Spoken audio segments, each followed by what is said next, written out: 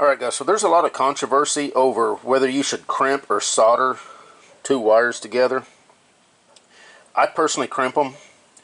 There's many reasons why I do that versus soldering. I've soldered them together years and years ago, and as I've gotten older and wiser and learned more, I only crimp two wires together. In other words, I splice wires using mechanical crimps versus soldering. Now, by trade, I'm an aircraft mechanic. I work on large Boeing aircraft. Boeing does not allow you to solder wires together, and they don't allow that for good reason. Now, NASA has actually got a study, and I'm going to try to find those studies and put them in the links in the description so you can read up on it. But basically, soldering is the perfect method to attach circuits to surfaces. For instance, a circuit board. So if you have a circuit board, you're putting a diode, resistor, or even a wire on it, solder it. But for splicing wires, they've determined that a proper mechanical crimped connection is better. And it's better for two reasons. One, less corrosion probability, and less brittleness. So the longevity of that connection is going to outlive the soldered connection, because whenever you heat the wires up as hot as you've got to heat them up to flow solder into it, it actually makes the connection brittle. And if there's vibration or flexing over time, the solder can break. And I'm going to show you what I use and why I use this particular method. So here's the crimps that I use. Now these are by a company called Wirefly. Wirefly makes a bunch of different wire connectors, crimps. This is marine grade heat shrink, so it's adhesive lined. We'll talk about that here in a minute. And like I say, these crimps, which are absolutely awesome. They come in a kit. You get multiple different sizes, like you've got here. So depending on the gauge wire you're crimping, you pick the appropriate size. Now they sell a nice pair of crimpers. Now I use my environmental crimpers that I picked these up at a surplus store about 25 years ago. These are the Raychem AD 1377 environmental crimpers. They work perfect for these Wirefly crimps, because these Wirefly crimps are almost exactly like an environmental splice that we use in aviation. And I'll put links to this stuff in the description. But if you want the perfect crimp, I'm going to show you what's nice about this style crimp versus just a regular butt splice. Now you're going to want a couple things. You're going to want a nice pair of flush cut dikes. See how those are flush? So whenever you cut your wire, it leaves a nice flush cut. These are Stripmasters by Ideal. You can get different teeth for different size wire. And then, like I say, a good pair of crimpers. Now, like I say, these are aviation crimpers. You can get these off eBay or aviation surplus stores. So, and like I say, this particular heat shrink kit, the reason I use this, it's adhesive lined. So once it's shrunk down, it seals the wire off. And the reason I like using heat shrink over some of the other environmental type sleeves is because this stuff is easier to work with, requires less heat, and makes for a smaller overall crimp. And I'll show you what I mean. So let's get started. So first we'll just do a couple smaller wires. This is your typical gauge wire that you're going to see on cars. Not sure exactly what gauge it is. It's probably about 18 gauge or so. You're going to strip off the appropriate amount, which that probably isn't quite enough. That's probably the perfect amount right there, about 1/4 of an inch.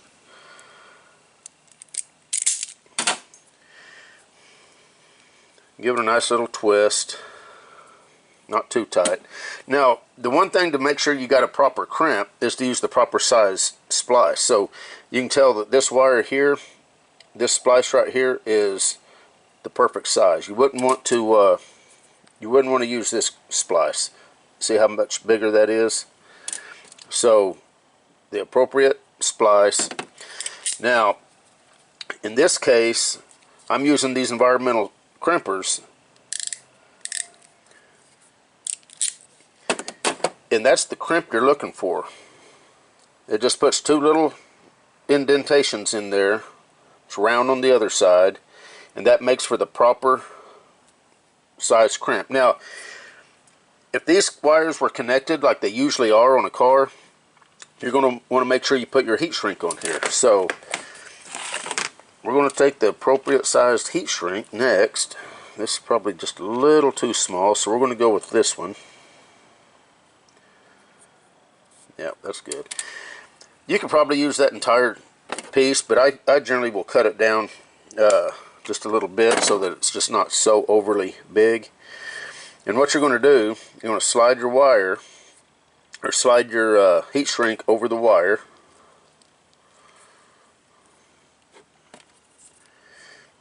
Now what's nice about these environmental crimpers that's aviation geared is they're ratcheting. And the ones I'll put in the description are ratcheting. The reason you want ratcheting crimpers is it won't allow you to under crimp a connector. Once it starts to ratchet, see, notice I can't pull these crimpers apart.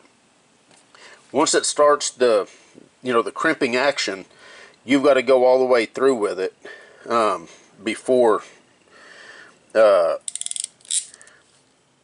let you release it. Now the one bad thing about that is if you get your finger or some skin in there, you got to drive it all the way home before it'll release. So there's the crimp.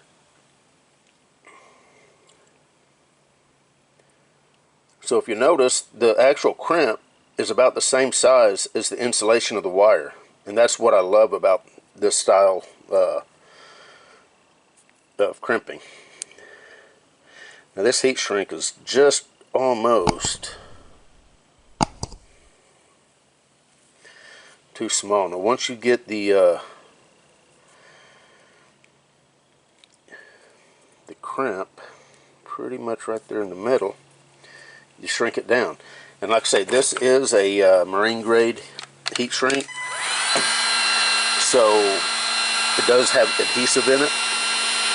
So once it shrinks down, that adhesive melts and basically glues the heat shrink to the wire.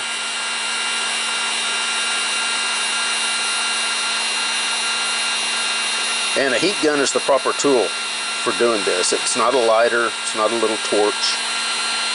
If that's all you've got, I get it, but if you're at home or you're somewhere where you can actually use a heat gun, use a heat gun. You're going to get a lot better results. And there's your splice. That's a solid splice. It's environmentally sealed, so water's not going to intrude in there and corrode your splice out. And the splice itself is about the same size as the actual wire. So if you was to have a big bundle, multiple wires laying next to each other, it's not going to be all balled up because you've got a bunch of butt splices that you've done on it. That's a solid and perfect splice. Will last the rest of the life of the car. And we'll do a little bit bigger one here. Here's a little bigger splice.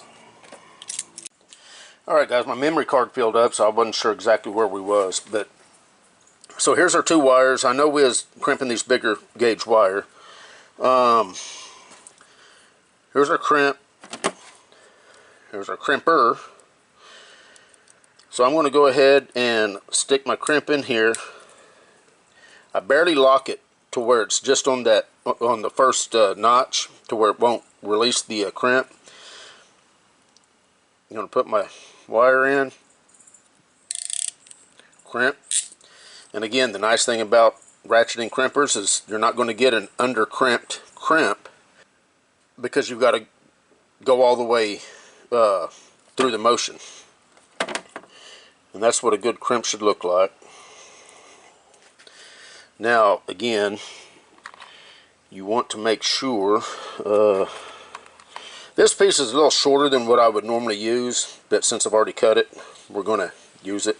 Again, these wires have been sitting outside, so they look kind of nasty, but this is just for demo. So wire, and there's your crimp. And there's the crimp straight across from one another. And on these style crimps, it looks fine. Now, the trickiest part to this whole deal is making sure you get your crimp in the center of your tube, of your heat shrink.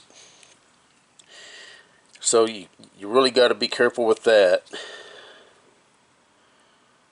If you've got way more than enough heat shrink, then you don't really have to be as careful. But fire up the heat gun.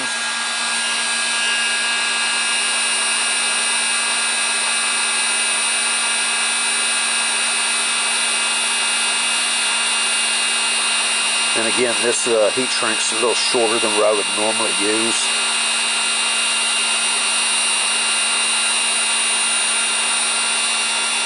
And if it's heated up properly,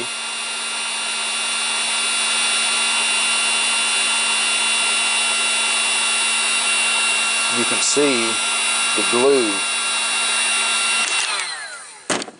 oozing out. Can you see that? And once that dries, that is going to be a environmentally sealed crimp that will never give you a problem. Now, again, you know, Boeing, NASA, they've done studies. They know what's the best form to crimp wires or to splice wires, and they prefer crimped wires if using the proper tools. If you've got the proper crimpers, the proper splices, the proper shrink, you're going to have a splice that is going to